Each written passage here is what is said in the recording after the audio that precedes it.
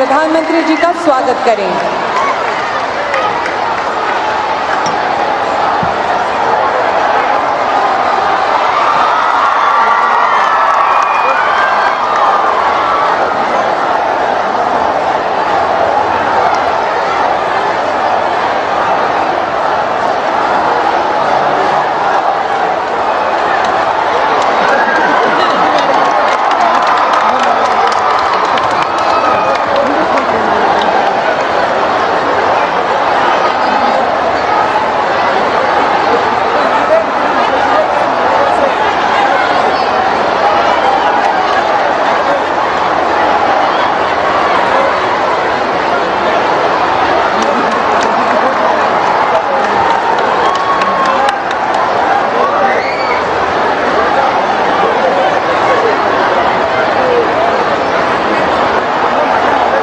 प्रधानमंत्री जी से अनुरोध है कि वे कृपया आसन ग्रहण करें।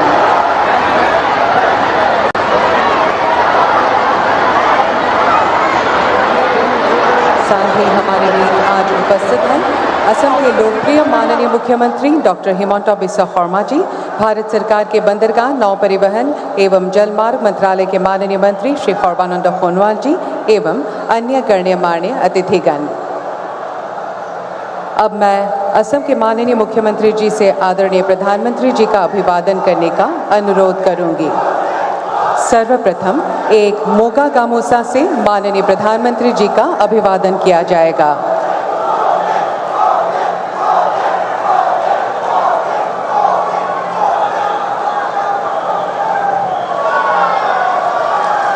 धन्यवाद। अब उन्हें पोठोरोघाट स्मारक की प्रतिकृति भेंट कर अभिवादन किया जाएगा। यह स्मारक 28 जनवरी 1894 के ऐतिहासिक किसान आंदोलन की याद दिलाता है। यह दिन कृषक शहीद दिवस के रूप में मनाया जाता है ताकि उन वीर किसानों के बलिदान को याद रख सके जिन्होंने स्वतंत्रता संग्राम में एक अहम भूमिका निभाई थी।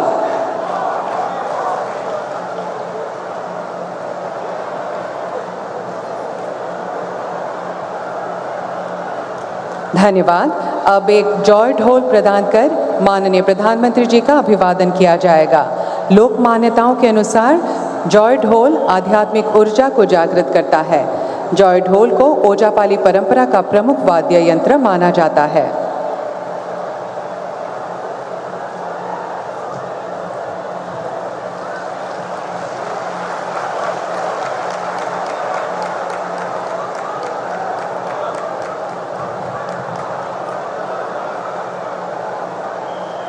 धन्यवाद। अब माननीय प्रधानमंत्री जी का सम्मान करेंगे सुप्रसिद्ध लोक कलाकार पद्मश्री से सम्मानित द्रोणा भूइया जी।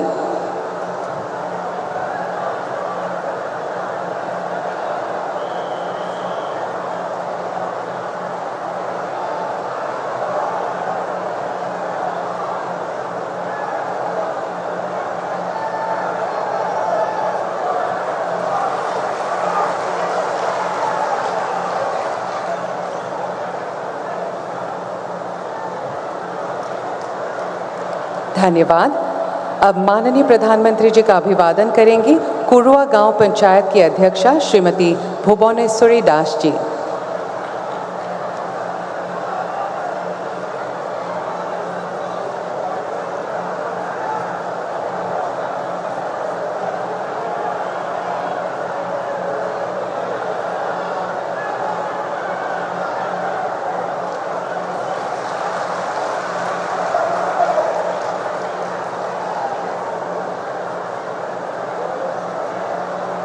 धन्यवाद। अब मैं दौरांग उदालगुड़ी संसदीय क्षेत्र के माननीय सांसद श्री दिलीप खैकिया जी से अनुरोध करूंगी कि वे कृपया स्वागत भाषण प्रदान करें।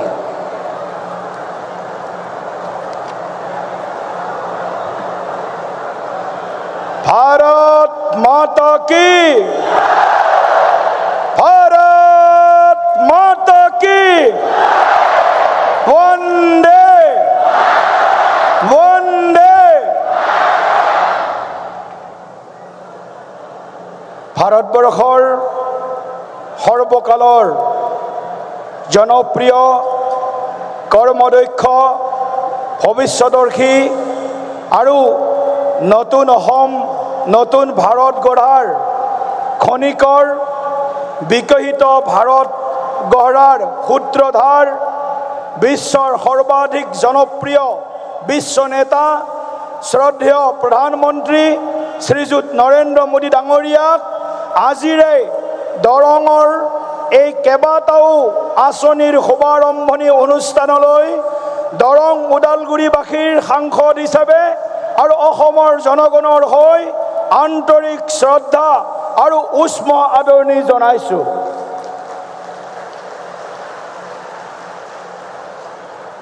माननीय प्रधानमंत्री जी, कोई प्रधानमंत्री चुनाव छोड़ करके 7 साल बाद कोई प्रधानमंत्री दरंग के पवित्र भूमि में पधारे है तो आप है माननीय प्रधानमंत्री जी नरेंद्र मोदी जी।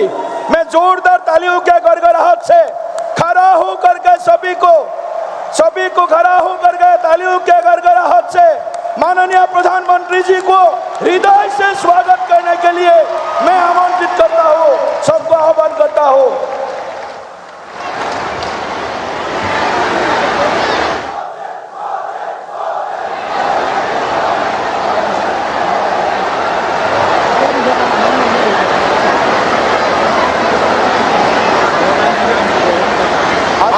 সৰ্ববিষ্ট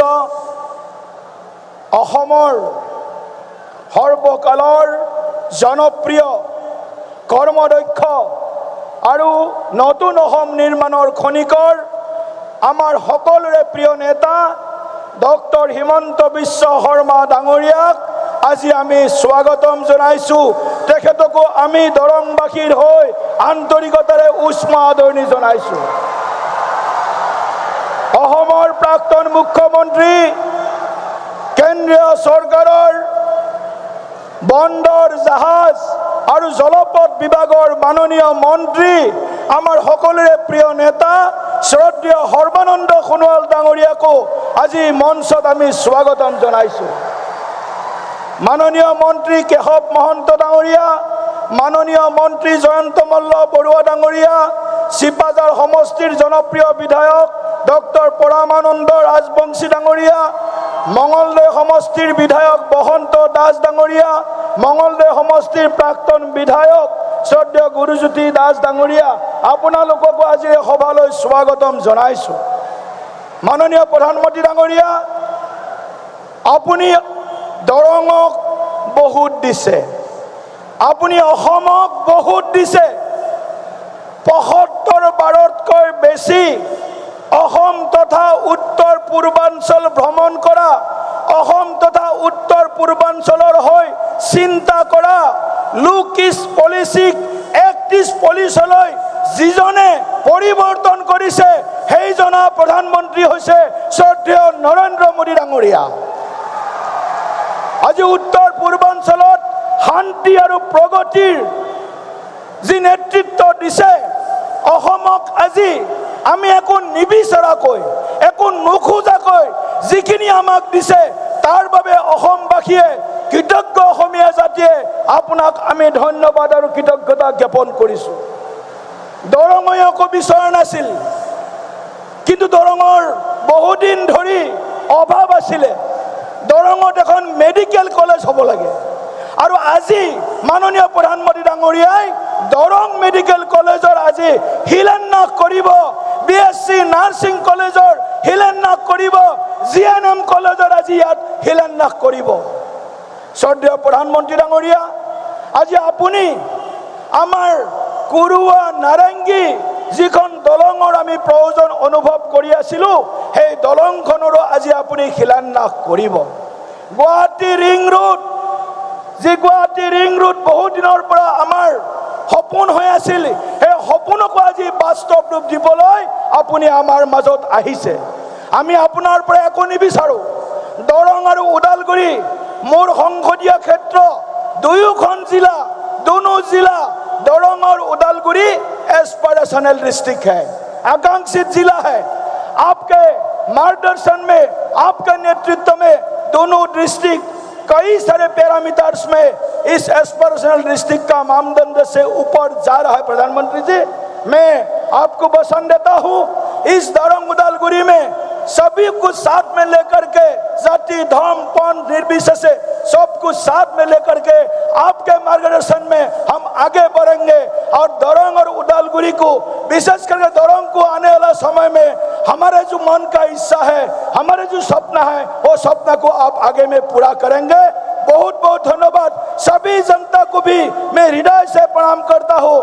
मंगलदय दरंग के सभी वरिष्ठ नागरिकों को भी मैं हृदय से प्रणाम करता हूँ। मैं मातृमंडली को भी स्वागत करता हूँ, प्रणाम करता हूँ। युवा साथियों को प्रणाम करता हूँ। बहुत बहुत धन्यवाद। भारत माता की। धन्यवाद महोदय। अब मैं असम के लोकप्रिय मुख्यमंत्री डॉक्टर हिमंता बिस्वा शर्मा जी से विनम्र निवेदन करूंगी कि वे कृपया इस विशिष्ट सभा को संबोधित करें।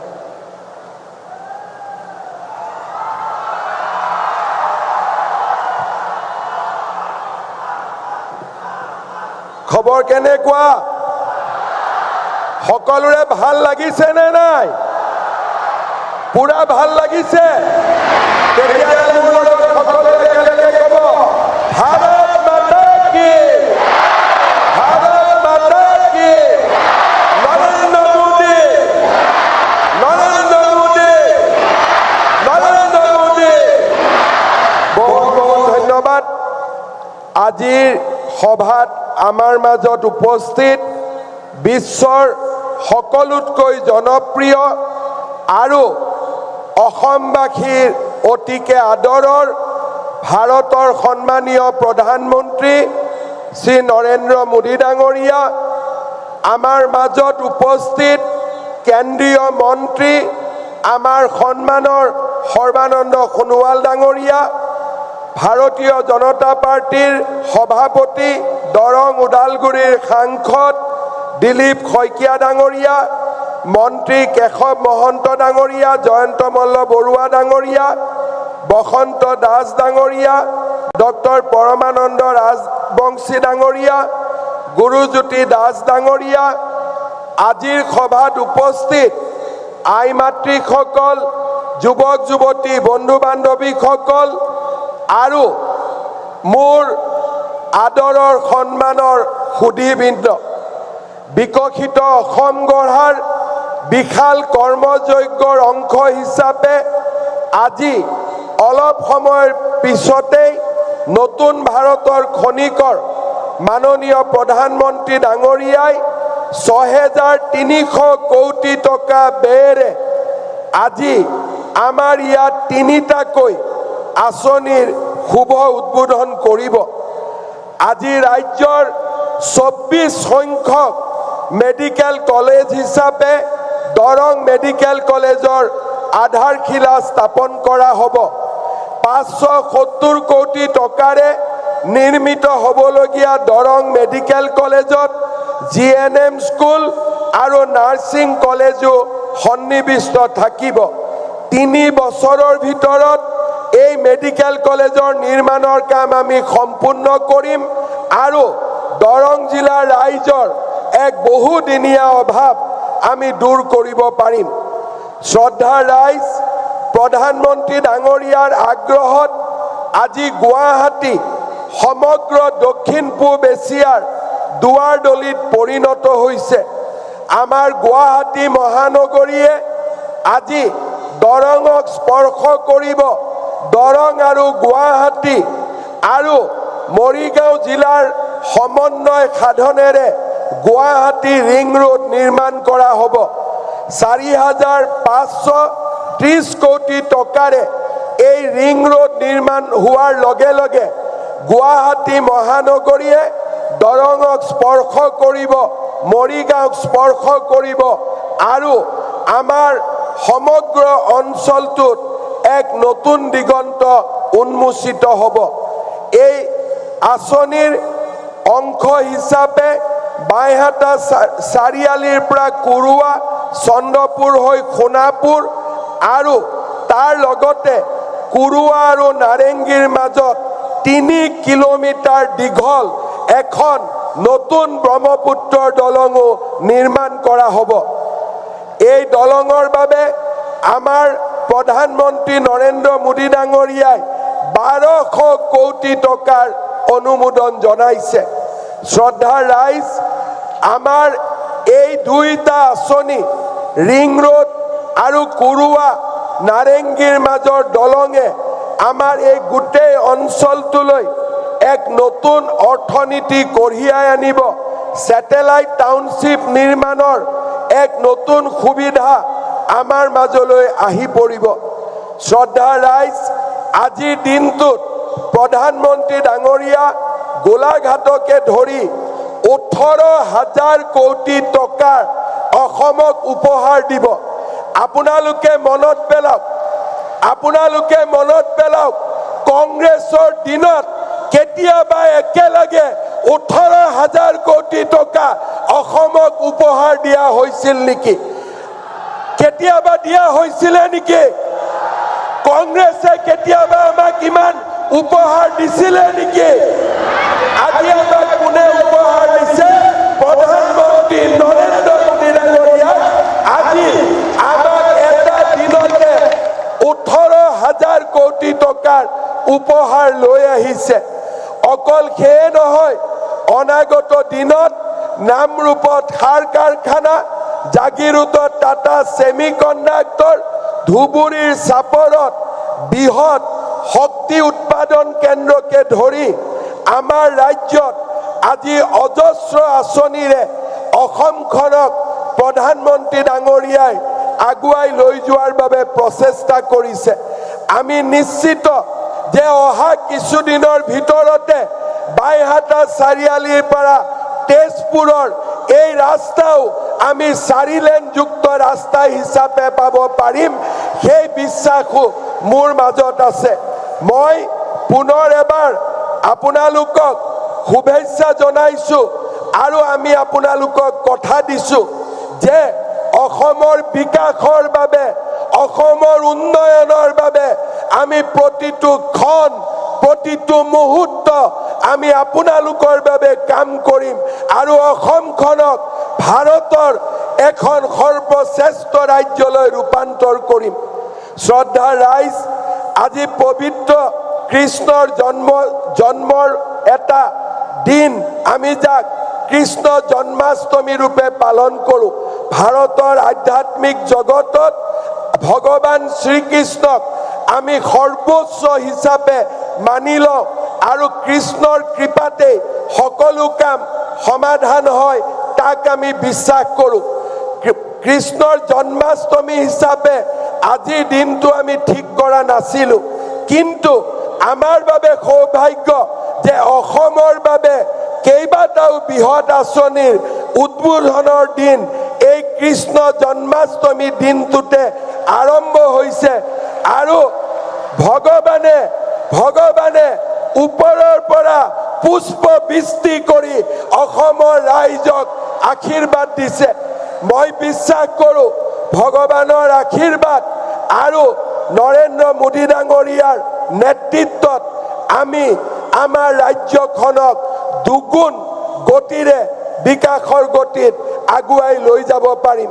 মই অসমবাসী ৰাইজৰ হৈ প্ৰধানমন্ত্ৰী ডাঙৰীয়াক ধন্যবাদ জনাইছো।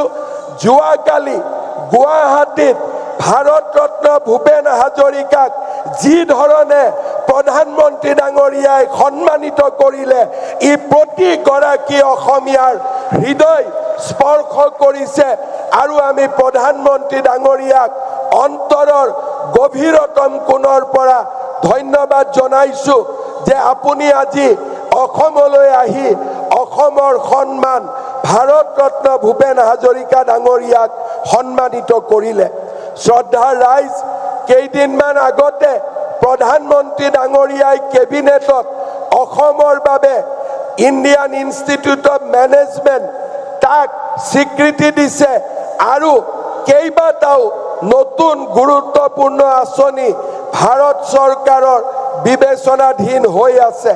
মই বিশ্বাস কৰোঁ এই আটাইবোৰ আঁচনি যেতিয়া আমি ধৰাতললৈ আনিব পাৰিম, আমাৰ অসমখন ভাৰতৰ ভিতৰতে এখন বিকশিত ৰাজ্য হিচাপে মূৰ দাঙি উঠিব।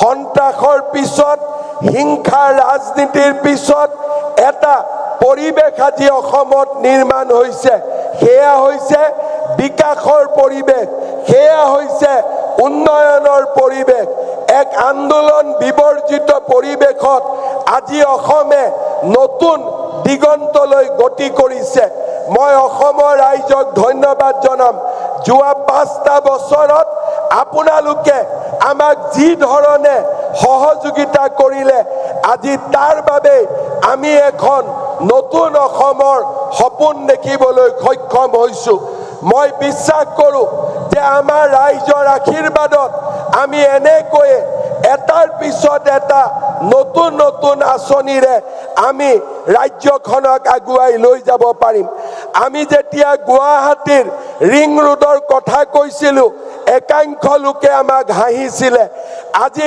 ৰিং ৰোড বাস্তৱত ৰূপায়িত হল নাৰেংগী কুৰুৱাৰ দলঙৰ কথা যেতিয়া আমি কৈছিলো একাংশ লোকে আমাক ইটিকিং কৰিছিলে কিন্তু আজি নাৰেংগী কুৰুৱাৰ দলং বাস্তৱায়িত হল গুৱাহাটী উত্তৰ গুৱাহাটীৰ দলঙৰ কথা যেতিয়া আমাক কৈছিলো মানুহে আমাক হাঁহিছিলে কিন্তু জানুৱাৰী মাহত মই প্ৰধানমন্ত্ৰী ডাঙৰীয়াক আমন্ত্ৰণ জনাইছো গুৱাহাটী আৰু উত্তৰ গুৱাহাটীৰ দলঙৰো শুভ উদ্বোধনৰ বাবে অৰ্থাৎ আজি অসমে নতুন দিনৰ প্ৰত্যাহ্বান গ্ৰহণ কৰিছে নতুন আশা বুকুত বান্ধি এখন নতুন অসম নিৰ্মাণৰ দিশত আগবাঢ়িছে যিসকলে আমাক বিৰোধিতা কৰে তেখেতসকলকো মই ক'ব খুজিছো অসমৰ বিকাশৰ গতিত অসমৰ উন্নয়নৰ গতিত হিমালয় যদি আহি সন্মুখত থিয় হয় আমি হিমালয়কো অতিক্ৰম কৰি আগবাঢ়ি যাম আৰু এখন নতুন অসম আমি নিৰ্মাণ কৰিম পুনৰ এবাৰ আজিৰ এই দৰঙৰ পবিত্ৰ মাটিৰ পৰা পবিত্ৰ ভূমিৰ পৰা মই অসমবাসী ৰাইজৰ হৈ প্ৰধানমন্ত্ৰী ডাঙৰীয়াক আকৌ এবাৰ অসম ভূমিলৈ আদৰণি জনাইছো ৰাইজক অনুৰোধ কৰিম সকলোৱে নিজৰ মোবাইলৰ বেটাৰীৰ লাইট জ্বলাই প্ৰধানমন্ত্ৰী ডাঙৰীয়াক আপোনালোকে এবাৰ স্বাগত কৰক সকলোৱে মোবাইলৰ লাইট জ্বলাই প্ৰধানমন্ত্ৰী ডাঙৰীয়াক থিয় হৈ আপোনালোকে সকলোৱে এই পবিত্ৰ ভূমিলৈ আকৌ এবাৰ স্বাগত কৰক সকলোৱে ক'ব ভাৰত মাতা কে নৰেন্দ্ৰ মোদী নৰেন্দ্ৰ মোদী নৰেন্দ্ৰ মোদী বহুত বহুত ধন্যবাদ জয় হিন্দ বন্দে মাতৰম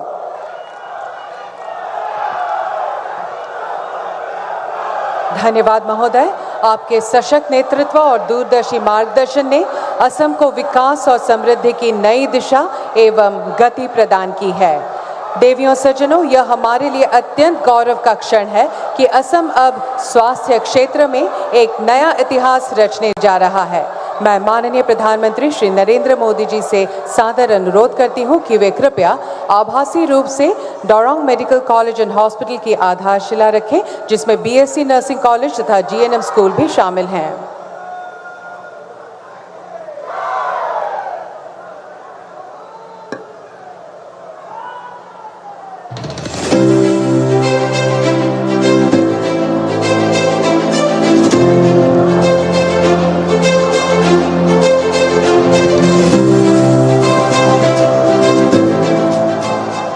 धन्यवाद महोदय देवियों सज्जनों अब हम आपके समक्ष डोरोंग मेडिकल कॉलेज एंड हॉस्पिटल पर आधारित एक वृत्त चित्र प्रस्तुत करेंगे अपनी अद्भुत प्राकृतिक सुंदरता के साथ प्रधानमंत्री श्री नरेंद्र मोदी जी के विकसित भारत के सपने को साकार करता बढ़ता हुआ विकसित असम पिछले 10 वर्षों में प्रधानमंत्री श्री नरेंद्र मोदी जी के विजन और मुख्यमंत्री श्री हिमंत बिस्वा शर्मा जी के दूरदर्शी नेतृत्व में असम ने विकास की एक नई गाथा लिखी है इसी क्रम में स्वास्थ्य सेवाओं को भी सर्वोच्च प्राथमिकता दी गई है सरकार की कोशिश है कि इलाज के लंबी लंबी लाइनों से मुक्ति हो इलाज के नाम पर होने वाली दिक्कतों से मुक्ति मिले इसके लिए एक के बाद एक योजनाएं लागू की गई हैं यही वन नेशन वन हेल्थ की भावना है। राज्य सरकार ने लगातार नए चिकित्सा संस्थान खोले हैं। आज असम में 15 मेडिकल संस्थान और अस्पताल पहले से कार्यरत हैं, जिनमें एम्स जैसे प्रतिष्ठित केंद्र भी शामिल हैं, जबकि 10 से अधिक नए संस्थानों का निर्माण कार्य तेजी से जारी है। আজি আমাৰ ৰাজ্যখনত প্ৰায় 24খন নতুন মেডিকেল কলেজ নিৰ্মাণৰ কামত আমি অগ্ৰসৰ হৈছো। और अब इसी विकास यात्रा में एक और महत्वपूर्ण कदम उठाया गया है। दरंग मेडिकल कॉलेज एवं अस्पताल सहित जीएनएम स्कूल एवं बीएससी नर्सिंग कॉलेज का निर्माण। ये मेडिकल कॉलेज और अस्पताल असम का 25वां अत्याधुनिक चिकित्सा संस्थान होगा और 430 बेड्स के साथ मरीजों को उच्च गुणवत्ता वाली स्वास्थ्य सेवाएं प्रदान करेगा। यह अस्पताल 7 मंजिला होगा, जिसमें जनरल और इमरजेंसी आईसीयू के बेड्स, प्राइवेट वार्ड और नर्सेज हॉस्टल जैसी सुविधाएं उपलब्ध होंगी। आज हमारे यशस्वी प्रधानमंत्री श्री नरेंद्र मोदी जी द्वारा दरंग मेडिकल कॉलेज एवं अस्पताल सहित जीएनएम स्कूल एवं बीएससी नर्सिंग कॉलेज का शिलान्यास किया जा रहा है। प्रधानमंत्री श्री नरेंद्र मोदी जी का सपना है कि देश के हर जिले में एक मेडिकल कॉलेज हो और मुख्यमंत्री श्री हिमंत बिस्वा शर्मा जी के नेतृत्व में असम भी इस लक्ष्य को साकार करने की दिशा में निरंतर आगे बढ़ रहा है। धन्यवाद। देवियों और सज्जनों, क्षेत्रीय संपर्क और यातायात व्यवस्था को सुदृढ़ करने की दिशा में एक ऐतिहासिक कदम है ब्रह्मपुत्र नदी पर प्रस्तावित नारंगी कुरुआ पुल। मैं हमारे आज के मुख्य अतिथि माननीय प्रधानमंत्री महोदय से पुनः अनुरोध करूंगी कि वे आभासी रूप से ब्रह्मपुत्र नदी पर बनने वाले नारंगी कुरुआ पुल की आधारशिला रखने की कृपा करें।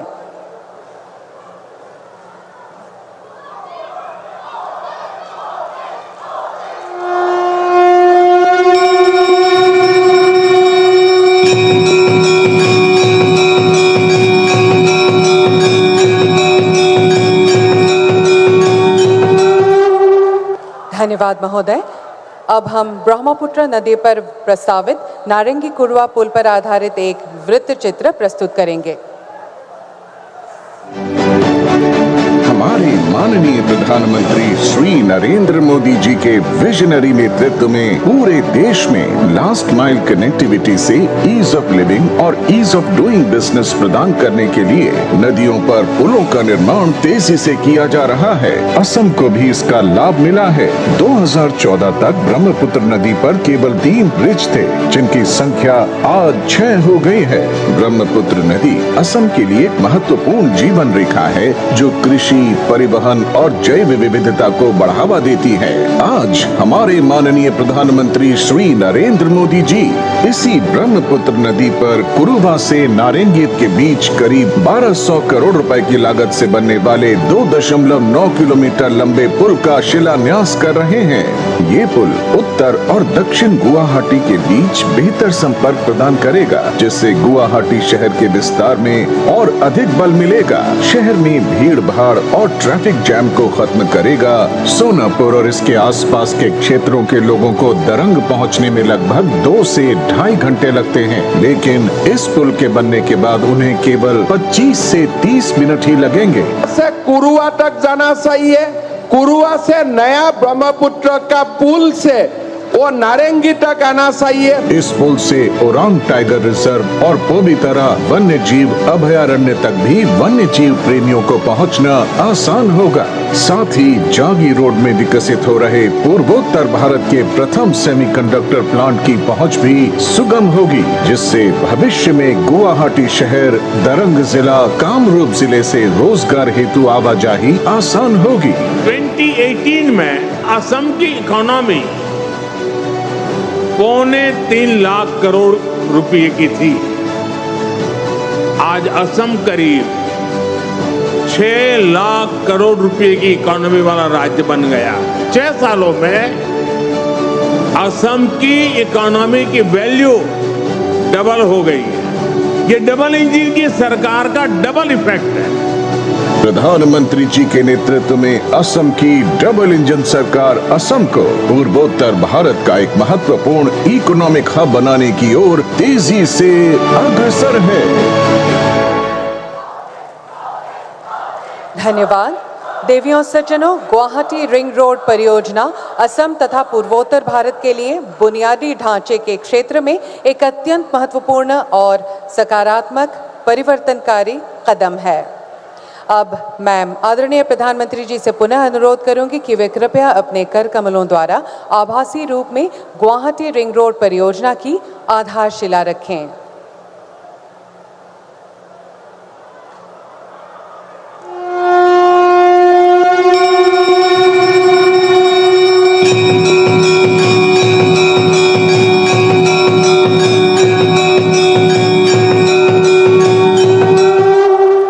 धन्यवाद महोदय। अब हम गुवाहाटी रिंग रोड परियोजना पर आधारित एक संक्षिप्त वृत्त चित्र प्रस्तुत करेंगे।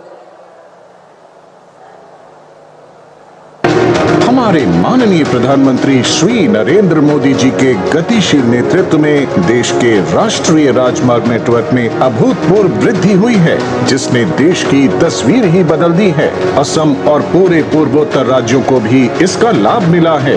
2014 तक यहाँ सिर्फ 10,000 किलोमीटर नेशनल हाईवे हुआ करते थे। पिछले 10 वर्षों में ही हमने 6,000 किलोमीटर के नए नेशनल हाईवे बनाए हैं। आज माननीय प्रधानमंत्री जी 4,530 करोड़ रुपए की लागत की गुवाहाटी रिंग रोड परियोजना का शिलान्यास कर रहे हैं, जिसकी कुल लंबाई 118.53 किलोमीटर है। मेरा बहुत दिन से सपना है कि गुवाहाटी का रिंग रोड बने। मतलब जो 6 लेन हाईवे आज खानापारा से जालुकबाड़ी तक हो रहा है, वो बाईहाटा सारियाली होना चाहिए, वहां से कुरुआ तक जाना चाहिए। ये परियोजना 55.54 किलोमीटर लंबे ग्रीनफील्ड कॉरिडोर को समेटे हुए है, जो क्षेत्र के लिए परिवर्तनकारी कदम होगा। इसके अलावा इसमें खानापारा से जोराबाट तक के राजमार्ग को 6 लेन में विकसित करना भी शामिल है, जिससे यातायात अधिक सुगम होगा। गुवाहाटी रिंग रोड परियोजना मौजूदा मार्ग को बैहाटा, चरियाली और सोनापुर से जोड़कर एक वैकल्पिक मार्ग प्रदान करेगी, जिससे गुवाहाटी शहर में यातायात का दबाव कम होगा। पूर्वोत्तर राज्यों और अंतर्राष्ट्रीय सीमाओं से संपर्क भी बेहतर होगा। इन परियोजनाओं से अपर असम का चाय उद्योग, नुमालीगढ़ रिफाइनरी, जागी रोड के सेमीकंडक्टर हब एवं पूर्वोत्तर राज्यों तक देश के अन्य क्षेत्रों से पहुंच आसान होगी, जिससे व्यापार, वाणिज्य एवं रोजगार के क्षेत्र में अभूतपूर्व विकास निश्चित है। हमारे माननीय प्रधानमंत्री जी के नेतृत्व में असम की डबल इंजन सरकार असम को देश का अग्रणी आर्थिक और वाणिज्यिक केंद्र बनाने की दिशा में तेजी से अग्रसर है। धन्यवाद। अब मैं सर्वजन प्रिय माननीय प्रधानमंत्री श्री नरेंद्र मोदी जी से करवत निवेदन करती हूं कि वे कृपया अपने ओजस्वी और प्रेरणादायी उद्बोधन से हम सभी को प्रेरित और मार्गदर्शित करें।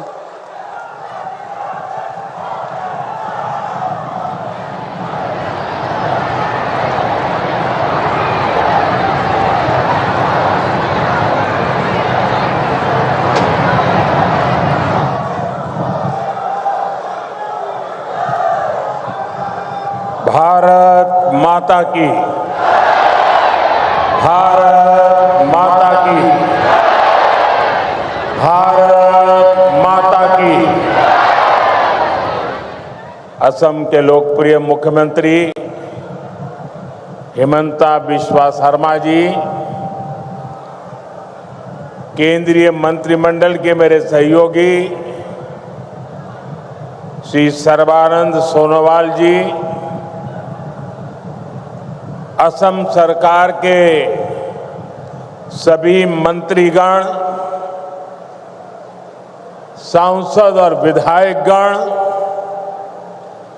अन्य जनप्रतिनिधि और लगातार बारिश के बावजूद भी इतनी बड़ी तादाद में आप सब आशीर्वाद देने आए, ऐसे मेरे प्यारे भाइयों बहनों नमस्कार।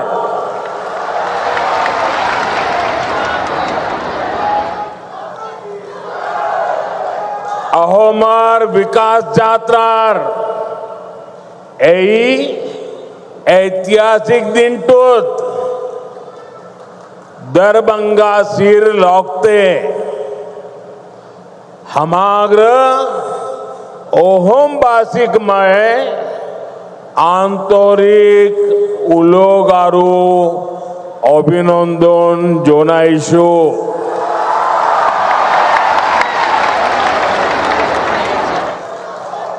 साथियों,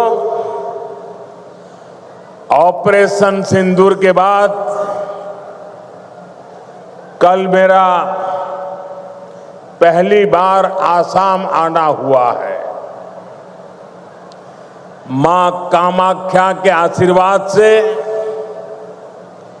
ऑपरेशन सिंदूर को जबरदस्त सफलता मिली। इसलिए आज मां कामाख्या की इस धरती पर आकर एक अलग ही पुण्य अनुभव हो रहा है और ये भी सोचने में सुहागा है कि इस क्षेत्र में आज जन्माष्टमी मनाई जा रही है, तो आप सबके बीच जन्माष्टमी के पावन पर्व पर आप सबको भी बहुत बहुत शुभकामनाएं देता हूं। और लाल किले से मैंने कहा था, चक्रधारी मोहन को याद किया था, श्री कृष्ण को याद किया था और मैंने भविष्य की सुरक्षा नीति में एक सुदर्शन चक्र की कल्पना को लोगों के सामने रखा है। साथियों, हमारा ये मंगलदोई तो वो स्थान है जहां संस्कृति की त्रिवेणी, इतिहास के गौरव और भविष्य की आशा सबका संगम एक साथ होता है। ये क्षेत्र असम की पहचान का भी केंद्र बिंदु है। प्रेरणा और पराक्रम से भरी इस भूमि पर आप सभी जनता जनार्दन के दर्शन करने का सौभाग्य पाकर मैं धन्य हूं। भाइयों और बहनों, कुछ दिन पहले ही हमने भारत रत्न सुधा कंठो भूपेन हजारी जी का जन्म दिवस मनाया है। कल उनके सम्मान में हुए एक बहुत बड़े कार्यक्रम का हिस्सा बनने का अवसर मुझे मिला।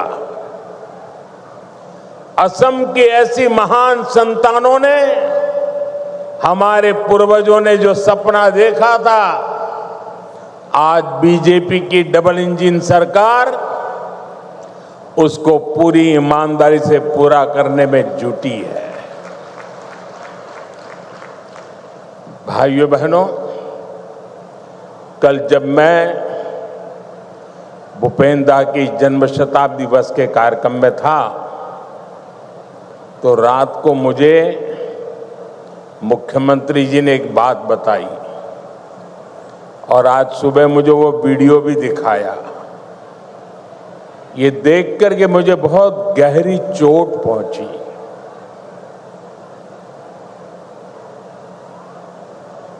कांग्रेस पार्टी के अध्यक्ष का बयान उन्होंने मुझे दिखाया।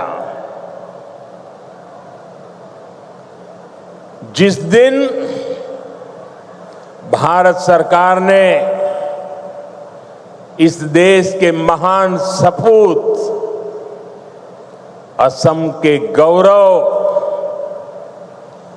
भूपेंद्र हजारिका जी को भारत रत्न दिया।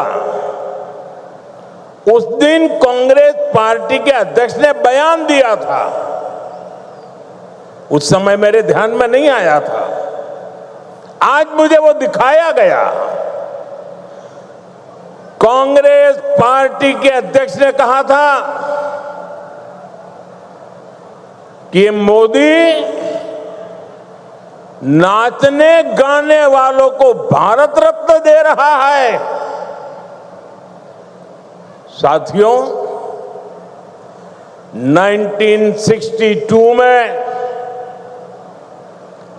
चाइना के साथ जो जंग हुआ, उसके बाद पंडित नेहरू ने जो कहा था, वो घाव नॉर्थ ईस्ट के लोगों के वो घाव आज भी नहीं भरे हैं। और उस घाव पर कांग्रेस की वर्तमान पीढ़ी भी नमक छिड़कने का काम कर रही है। मैं आमतौर पर मुझे कितने ही गालियां दे, मैं तो भगवान शिव का भक्त हूं, सारा जहर निगल देता हूं।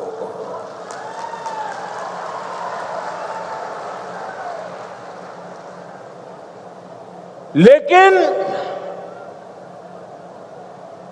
बेशर्मी के साथ जब किसी और का अपमान होता है तो मुझसे रहा नहीं जाता है। आप मुझे बताइए, भूपेंद्र को भारत रत्न देने का मेरा निर्णय सही है कि नहीं है? पूरी ताकत से बताइए, सही है कि नहीं है? भूपेंद्र को भारत रत्न दिया, उसका कांग्रेस ने मखौल उड़ाया, वो गलत किया कि नहीं किया? असम के बेटे का, भारत के सपूत का कांग्रेस ऐसे अपमान करती है, बहुत दर्द होता है।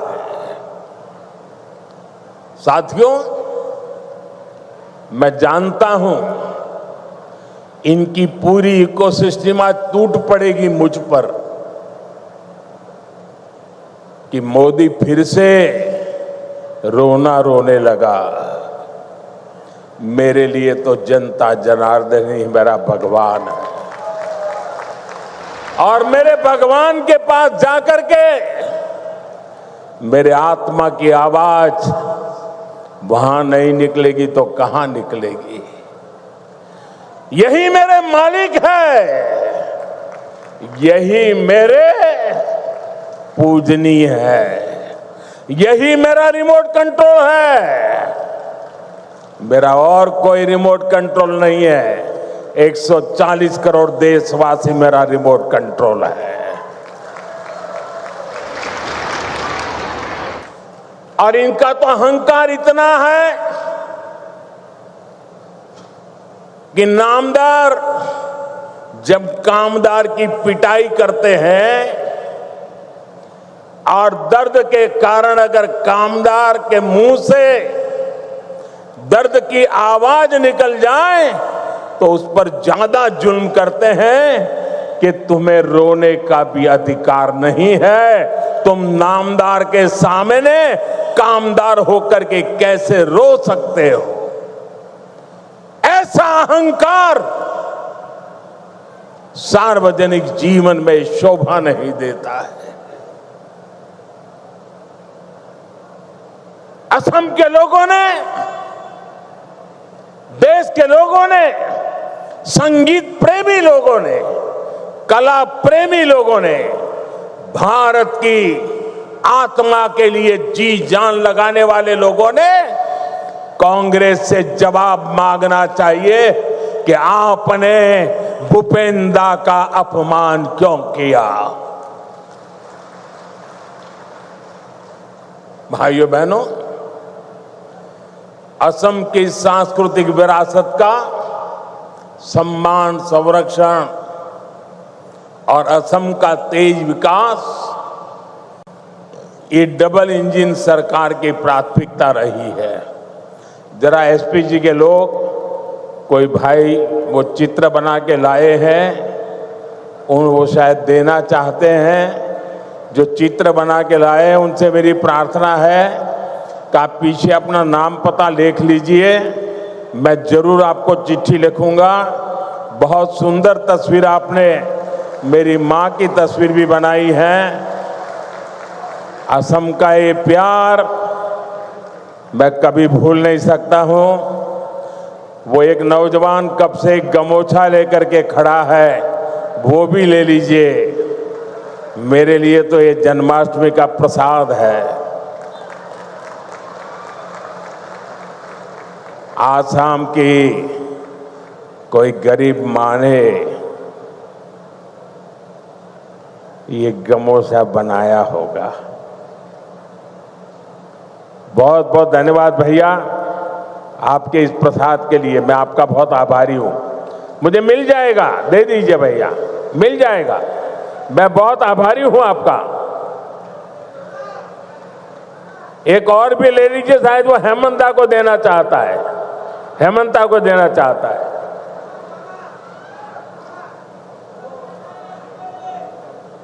ठीक है, जहां जाना है सही जगह पे जाएगा।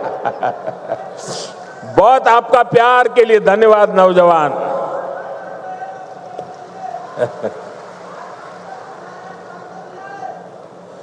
देखिए काफी बच्चे कुछ चित्र बना के लाए, जरा ले लो भाई। इतना प्यार बरसा रहे हैं लोग, ये छोटे छोटे बालक।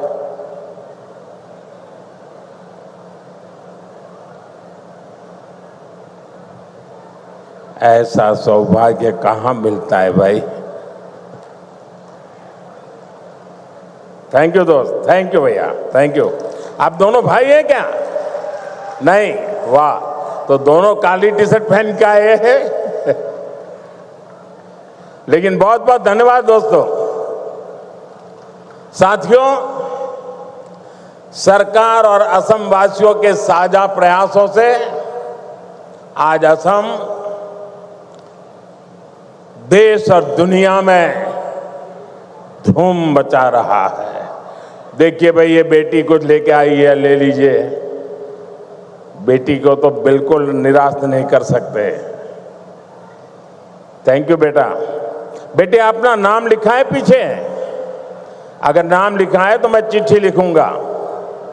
अपना नाम पता लिख दो बेटा।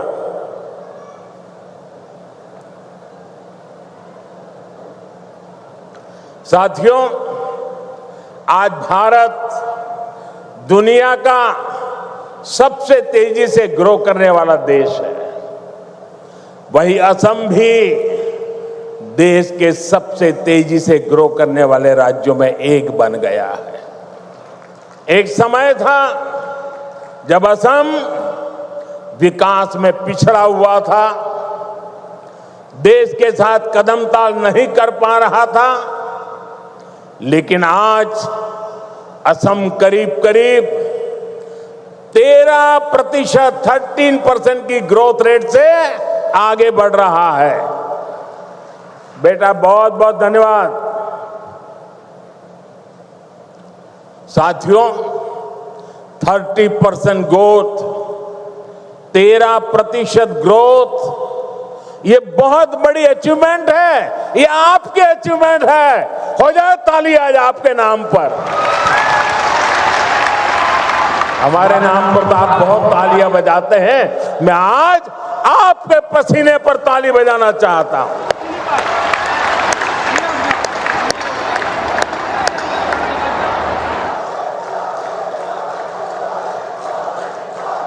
ये सफलता असम वासियों के परिश्रम और बीजेपी की डबल इंजन सरकार के साझा प्रयासों का परिणाम है। मुझे खुशी है कि असम की जनता इस पार्टनरशिप को लगातार मजबूत कर रही है।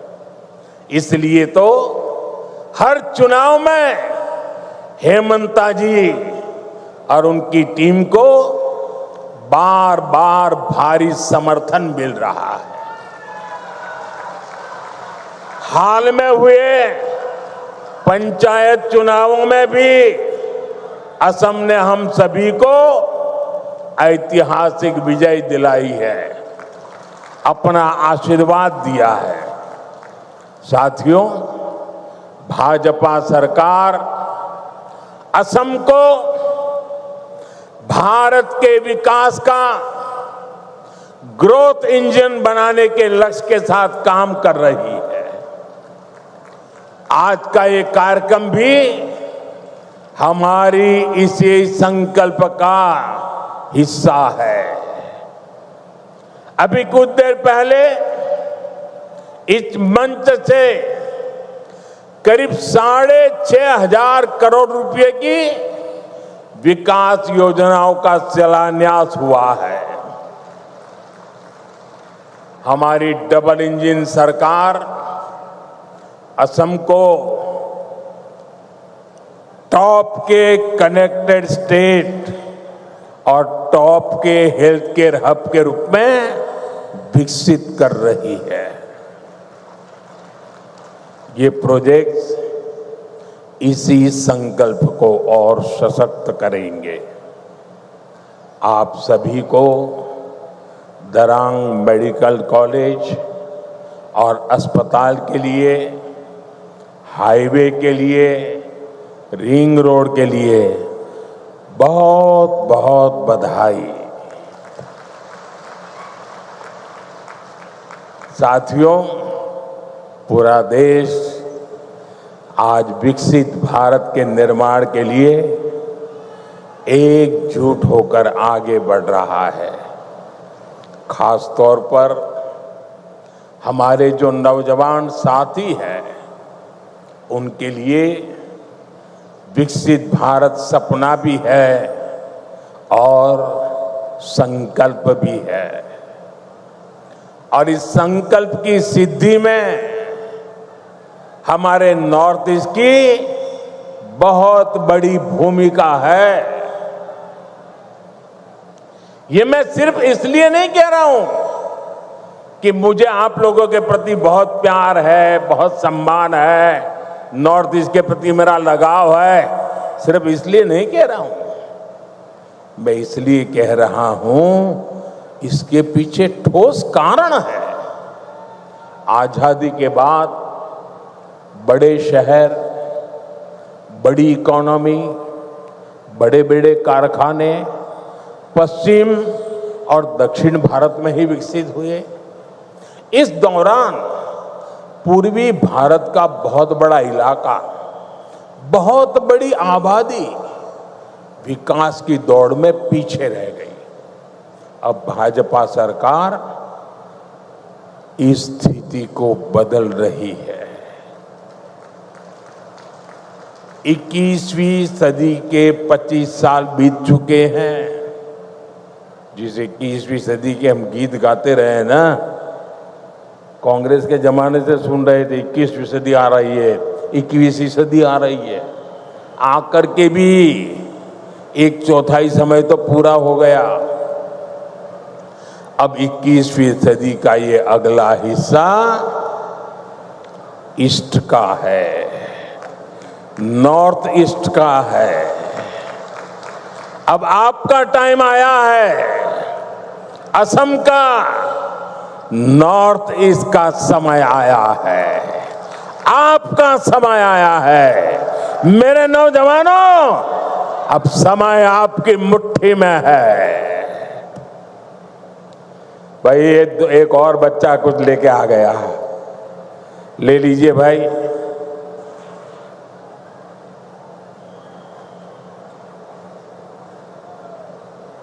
अब ये लोग भी मेरी मुसीबत जान लेते हैं। माँ का चित्र लेके आते हैं तो मन करता है बस ले लूं।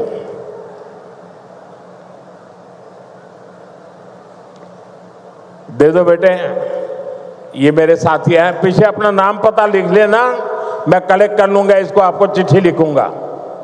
जरा ये लेकर के दे दीजिए भी एसपी जी वालों को। साथियों, किसी भी क्षेत्र के तेज विकास के लिए तेज कनेक्टिविटी बहुत जरूरी है। इसलिए हमारी सरकार का बहुत अधिक फोकस नॉर्थ ईस्ट में कनेक्टिविटी पर रहा है। रोड, रेल, एयर जैसी physical connectivity, 5G, internet, broadband जैसी डिजिटल कनेक्टिविटी, इससे आप लोगों को सुविधा मिली, जीवन आसान हुआ, बिजनेस करना आसान हुआ।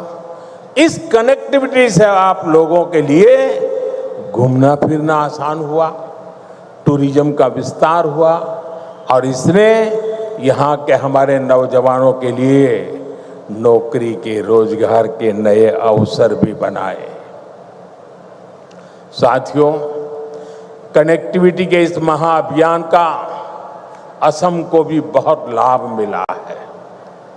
मैं आपको एक उदाहरण देता हूं। आजादी के 6 दशक तक दिल्ली में कांग्रेस की सरकार रही। असम में दशकों तक कांग्रेस रही, लेकिन कांग्रेस ने 60-65 सालों में ब्रह्मपुत्र पर सिर्फ 3 पुल बनाए। 60-65 साल में 3। फिर आपने हमें सेवा करने का मौका दिया और 1 दशक में हमारी सरकार ने 6 बड़े ब्रिज बना दिए। 6 बड़े ब्रिज। अब मुझे बताइए, इतना काम करेंगे तो आप खुश होंगे कि नहीं होंगे? आपके आशीर्वाद मिलेंगे कि नहीं मिलेंगे? आपका प्यार मिलेगा कि नहीं मिलेगा? आप खुश हैं ना? मैं और भी काम करना चाहता हूं, बस आशीर्वाद देते रहिए।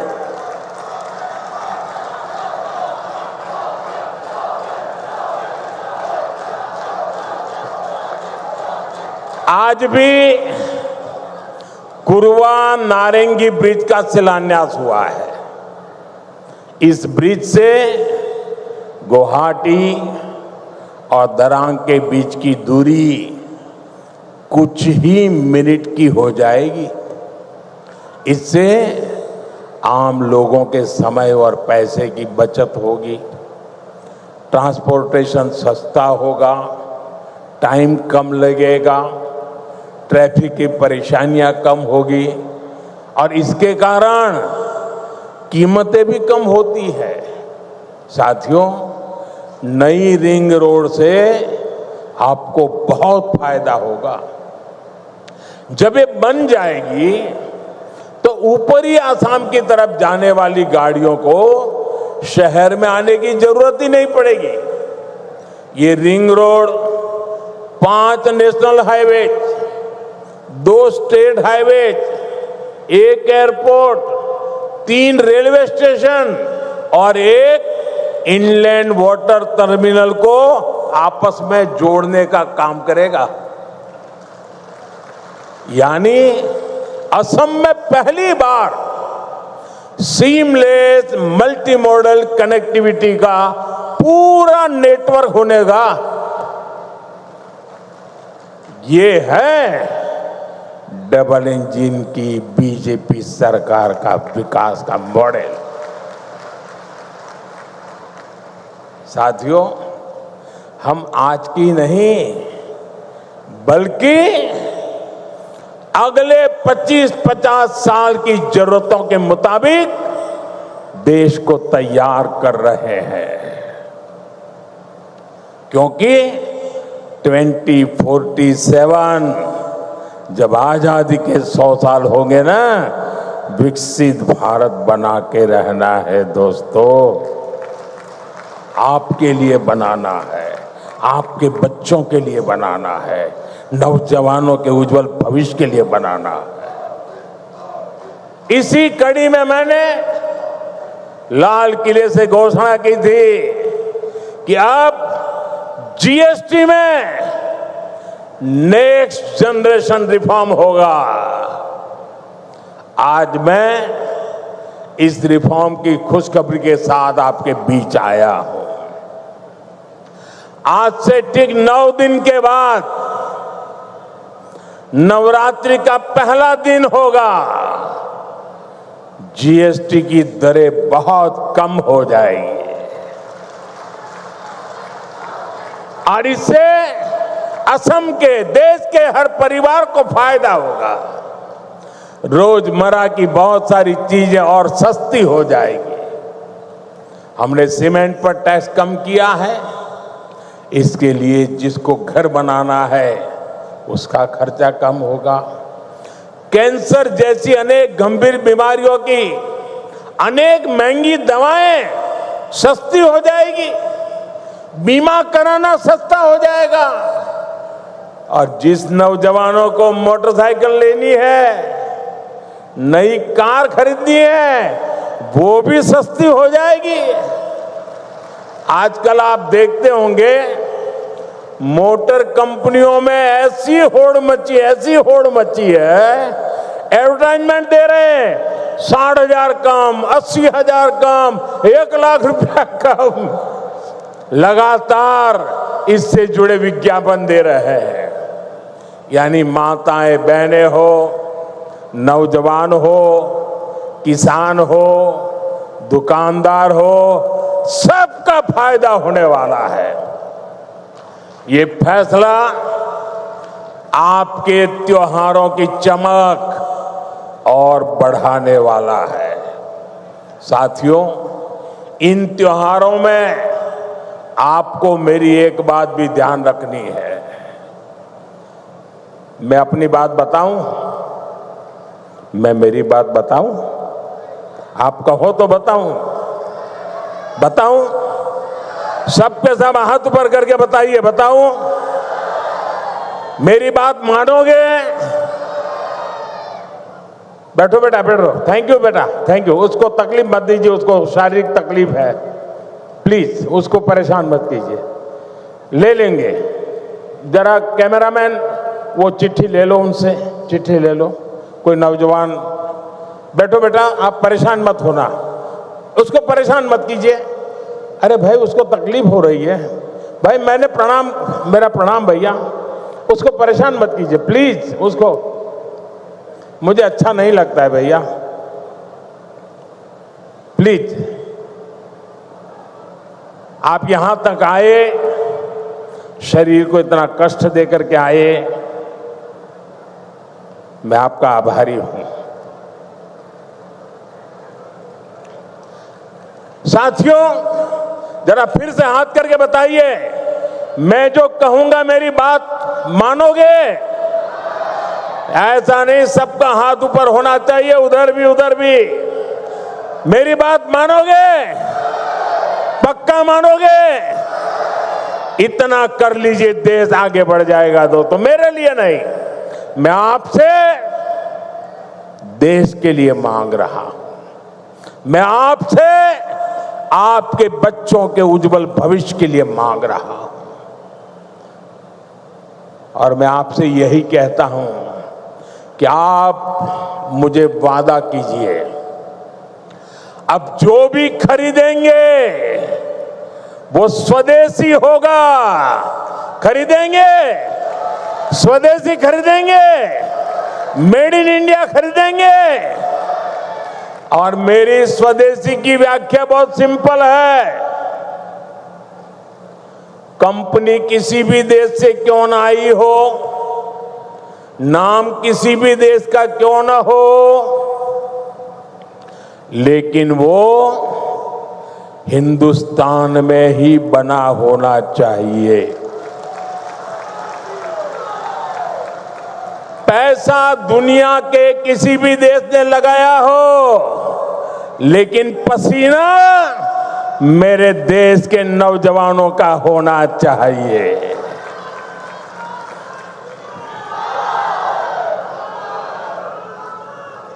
उस जो भी मेड इन इंडिया होगा उसमें मेरे भारत की मिट्टी की महक होनी चाहिए। ऐसा सामान खरीदेंगे ना, खरीदेंगे ना? जरा हाथ ऊपर करके बताइए, खरीदेंगे रे? सबके साथ जोर से बताइए, खरीदेंगे? जोर से बताइए, खरीदेंगे? किसी को गिफ्ट देना है तो स्वदेशी देंगे। और जो दुकानदार माल बेचता है, मैं उसको कहना चाहता हूं, दुकान पे बोर्ड लगाइए। लगाएंगे? अपने गांव की हर दुकान पे बोर्ड लगाएंगे। उस पर बोर्ड लगाइए, गर्व से कहो ये स्वदेशी है। गर्व से कहो ये स्वदेशी है। देखिए, स्वदेशी की ताकत मैं बताता हूं। करीब 50 साल पहले की बात है। मैं कन्याकुमारी में कुछ समय के लिए वहां रहता था, और ये गमोथा कितने ही सालों से मेरे साथ होता है। मेरी बैग में भी 3-4 होते ही होते हैं। तो ऐसे ही मैं कन्याकुमारी में एक गमोछा ऐसे लगा के घूम रहा था, तो दूर से कुछ लोग दौड़ के आए और मुझे नमस्ते करके पकड़ा। बोले, आप आसाम से हैं? मैंने कहा, नहीं, मैं तो गुजरात से हूं। नहीं, बोले, गमोछा देखा ना, इसलिए आपको हमने पकड़ा। ये ताकत होती है मिट्टी की, स्वदेशी की ये ताकत होती है। कोई पहचान नहीं थी, लेकिन आसाम के लोगों का उस दिन मुझ पर इतना प्यार उमड़ गया क्योंकि मेरे गले में गमोछा था। दोस्तों, ये ताकत होती है। और इसलिए मैं कहता हूं, आप मुझे वादा करिए, हम स्वदेशी खरीदेंगे। वोकल फॉर लोकल, लोकल के लिए वोकल हो, इसके लिए हम सबका प्रयास देश को मजबूत करेगा। साथियों, बीते सालों में एक और सेक्टर में बहुत बड़ा काम देश में हुआ है। ये सेक्टर है हेल्थ केयर का, आरोग्य का। हमारे अस्पताल होते थे तो बड़े शहरों में, वहां इलाज कराने जाते थे तो बहुत महंगा पड़ता था। हमने एम्स का, मेडिकल कॉलेजों का नेटवर्क देश के कोने कोने तक फैला दिया। अब बैठिए भैया, मुझे आप अपने बोलने दीजिए। अब बैठिए, आप बैठिए, आप बैठिए, आप बैठिए। अरे, उसको परेशान कर रहे हैं आप लोग। भाई कैमरामैन, उनसे चिट्ठी ले लेना। मेरे इन दिव्यांग भाइयों को क्यों परेशान करते हैं आप? थैंक यू दोस्त।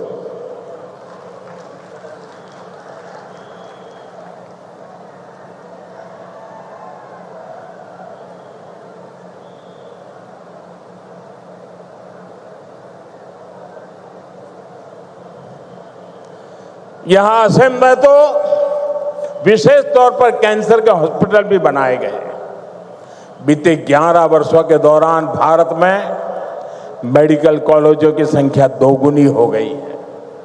यानी आजादी के 60-65 सालों में जितने मेडिकल कॉलेज बने, उतने हमने बीते 11 वर्षों में बनाए हैं। बताइए, 60-70 साल में जो काम हुआ है ना, वो हमने 10-11 साल में कर दिया है। दोस्तों, यहां असम में भी 2014 से पहले सिर्फ 6 मेडिकल कॉलेज थे। अब जब दरांग में मेडिकल कॉलेज भी बनकर तैयार हो जाएगा तो यहां 24 मेडिकल हो जाएंगे, मेडिकल कॉलेज हो जाएंगे। आपको भी पता है, जब मेडिकल कॉलेज बनता है तो इलाज की बेहतर व्यवस्था बनने के साथ ही ज्यादा से ज्यादा नौजवानों को डॉक्टर बनने का भी अवसर मिलता है। पहले मेडिकल सीटों की कमी की वजह से बहुत बड़ी संख्या में हमारे युवा डॉक्टर नहीं बन पाते थे। बीते 11 साल में देश में मेडिकल सीटों की संख्या 2 गुने से ज्यादा हो गई है। इतना ही नहीं, हमने एक और लक्ष्य रखा है। आने वाले 4-5 सालों में हम मेडिकल की 1 लाख नई सीटें जोड़ने जा रहे हैं।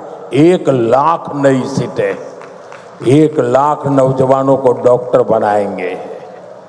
साथियों, ये हम ऐसे काम करते हैं, अगर इस देश में 3 करोड़ लखपति दर्जे बनाने का काम करते हैं तो 1 लाख नए डॉक्टर बनाने का भी काम करते हैं।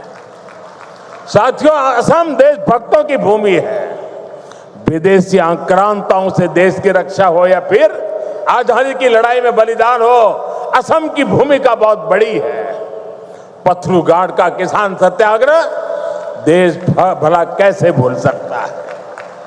वो ऐतिहासिक स्थान यहां से ज्यादा दूर नहीं है। आज जब मैं बलिदानियों की ऐसी पावन भूमि पर खड़ा हूं तो कांग्रेस की एक और करतूत से पर्दा हटाना जरूरी है। कांग्रेस अपनी राजनीति के लिए हर ऐसे व्यक्ति, हर ऐसे विचार के साथ खड़ी होती है जो भारत विरोधी हो। अभी ऑपरेशन सिंदूर के दौरान भी हमने यही देखा। जब कांग्रेस सत्ता में थी तो पूरा देश आतंक से लहूलुहान होता था। कांग्रेस चुपचाप खड़ी रहती थी। आज हमारी सेना ऑपरेशन सिंदूर करती है, पाकिस्तान के कोने कोने में आतंक के आकाओं को उखाड़ फेंकती है। लेकिन कांग्रेस देश की सेना के बजाय पाकिस्तान की सेना के साथ खड़ी हो जाती है।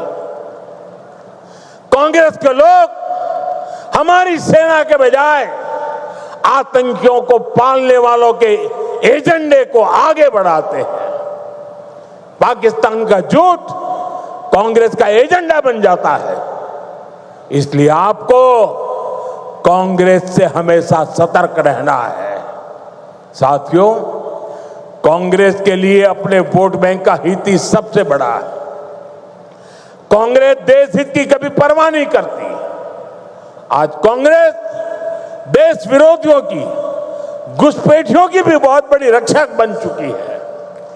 कांग्रेस जब सत्ता में थी तो घुसपैठ को बढ़ावा देती थी। और कांग्रेस चाहती है कि इस घुसपैठिए हमेशा के लिए भारत में ही बस जाए और भारत का भविष्य घुसपैठिए तय करे। एक समय में मंगलदोई ने असम की पहचान बचाने के लिए अवैध घुसपैठ के खिलाफ बहुत बड़ा आंदोलन देखा है। लेकिन पहले की कांग्रेस सरकार ने आप लोगों को इसकी भी सजा दी है, आपसे इसका बदला लिया है। कांग्रेस ने यहां जमीन पर अवैध कब्जे होने दिए, हमारे आस्था के स्थानों पर हमारे किसानों के, आदिवासियों के हक की जमीन पर डाका डाला। बीजेपी एनडीए सरकार बनने के बाद अब उन स्थितियों को बदला जा रहा है। यहां के अवैध कब्जों को हटाया जा रहा है। हेमंता जी के नेतृत्व में असम में लाखों बीघा जमीन घुसपैठियों से मुक्त की जा चुकी है। दरांग जिले में भी बहुत बड़ी जमीन से कब्जा हटाया गया है। यहां गोरूखुंटी इलाके में कांग्रेस के समय घुसपैठियों का कब्जा था। आज वो जमीन वापस ले जा चुकी है।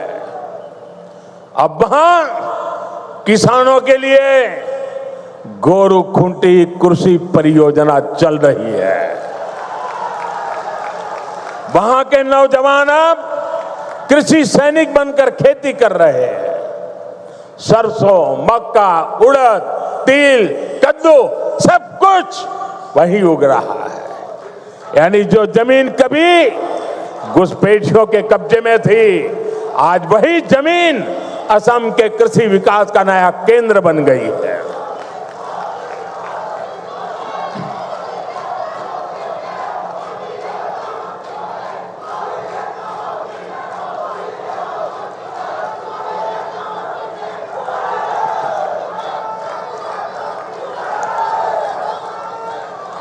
साथियों, भाजपा की सरकार घुसपैठियों को देश के साधनों संसाधनों पर कब्जा नहीं करने देगी।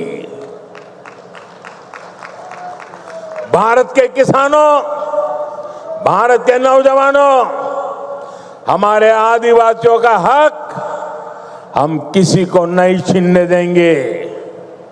ये घुसपैठिए हमारी माताओं, बहनों, बेटियों के साथ अत्याचार करते हैं, ये नहीं होने दिया जाएगा। घुसपैठियों के माध्यम से बॉर्डर के इलाकों में डेमोग्राफी बदलने की साजिशें चल रही है। ये राष्ट्रीय सुरक्षा के लिए बहुत बड़ा खतरा है।